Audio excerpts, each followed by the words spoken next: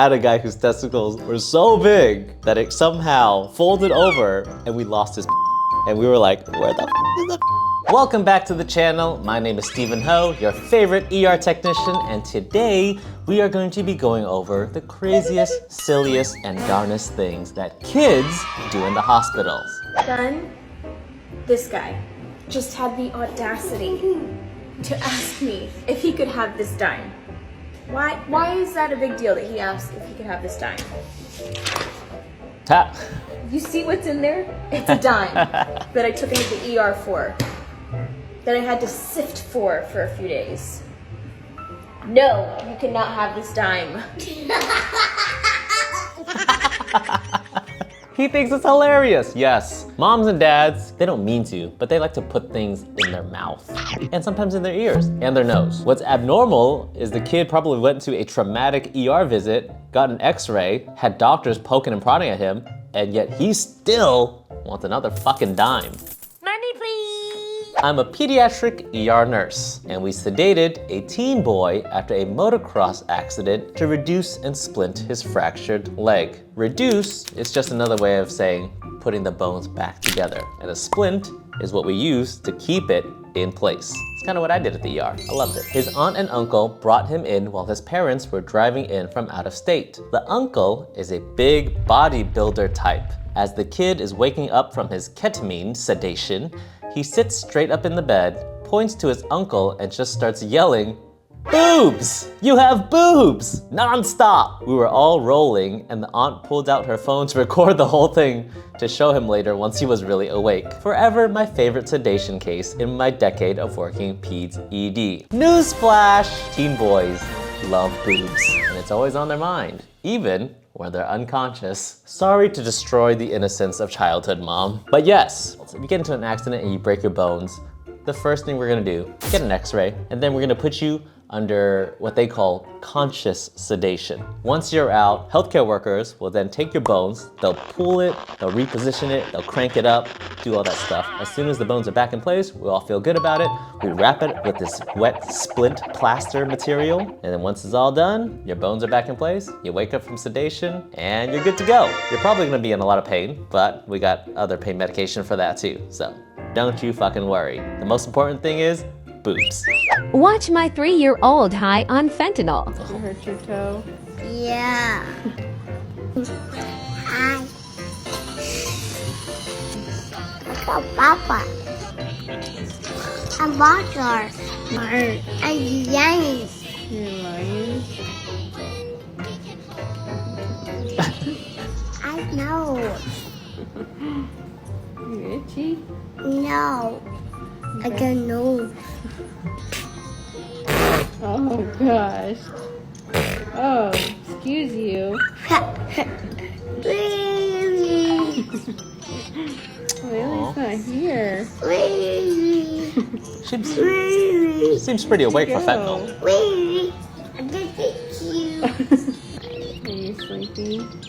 Cute. Yes, for all of you wondering and asking, fentanyl is actually very safe if we could use it in a hospital in a controlled setting when we know also how much we're giving, right? I know fentanyl nowadays on the streets, it's very scary. It's actually really bad. But if we know you're getting fentanyl and we can control the dosage, it's actually very helpful. Example, this kid. She does look like she's out of pain. My daughter was walking home from school and was viciously attacked by a wild, angry squirrel. So, okay, she was attacked by a squirrel. Big deal. But one scratch did draw blood, and attacking a human is very unusual for a squirrel. So what the heck was wrong with that squirrel, right? Did it have rabies? What is she trying to justify right now? What is the story about? I called the pediatrician just to cover my bases. They told me to call animal control. Animal control was like, what do you think we're going to do? Catch one random squirrel? Animal control tells her to call the health department. So I called the health department. They said, that doesn't sound good. Call it your pediatrician. Ah, yes. The nice soul ring around. So I called the pediatrician back. The pediatrician wanted nothing to do with a possible rabies case, so they told me to rush my daughter to the ER ASAP. What the? This is what happens at the ER, okay? What is the ER gonna do? Come on, pediatrician. So we show up to the ER for a teeny tiny scratch inflicted by a woodland creature that may or may not have been rabid. The ER people clearly thought we'd lost our minds. Turns out that there's never been a case of squirrel rabies in the US ever. They slapped some Neosporin on it and sent us home. See, I didn't know that. Animal control probably could have told her that maybe the squirrel was fine. I don't know. My point is, motherfuckers, stop coming to the ER for shit like this. If I had to give you some advice, if it was me and like I had a kid who got scratched by a squirrel, what I would do is wait till the next day. If it gets worse, that's when you go to the ER. If it doesn't get worse, you're fine. So here we are at the emergency room because my 9-year-old decided to blow up a balloon and inhaled, and the balloon went down one of his pipes, whether the windpipe or his esophagus. Not sure which one yet. So here we are waiting to see the pulmonologist to see if it went down his windpipe and into his lungs. There's no way it went to his lungs. We need all the help we can get.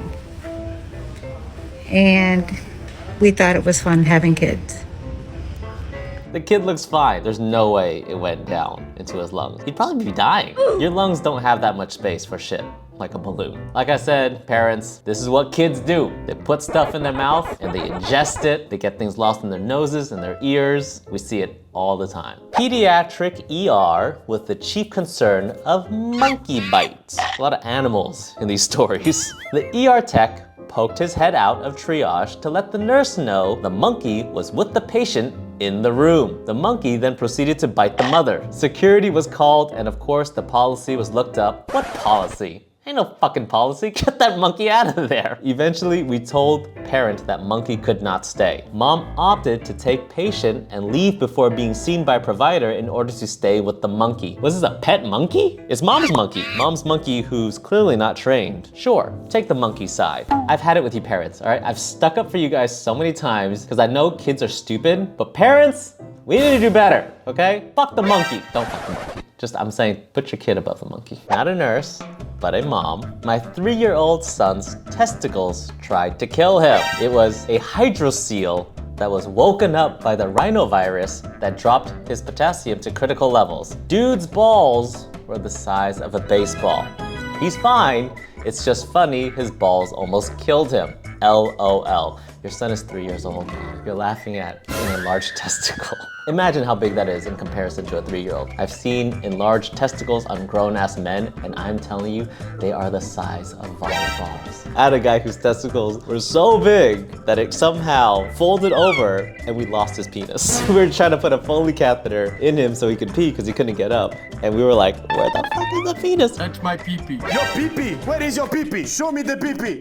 But a hydrocele, technically, painless swelling in the testicles. It's filled with fluid, and we will do everything we can to bring it back to its normal size. School nurse here, kid was running in the hall with a pencil in his mouth, point side in. We know how this is gonna end. His friend pushed him into the lockers as they were running down the hall. He came into my office and I asked, what was up? He opened his mouth and blood just flowed out like a horror film. He's fine now, but he had a nice pencil-sized hole in his gums. Who's to blame here? Is it the kids? Kids run, but having a pencil sharp point side into your mouth is just ridiculous. What did the school nurse do? Give him a fucking ice pack? Y'all love to give those ice packs out. Thank you for watching. I am currently on tour right now. Ticket links and dates are in my bio. I hope to see you soon, motherfuckers. Goodbye.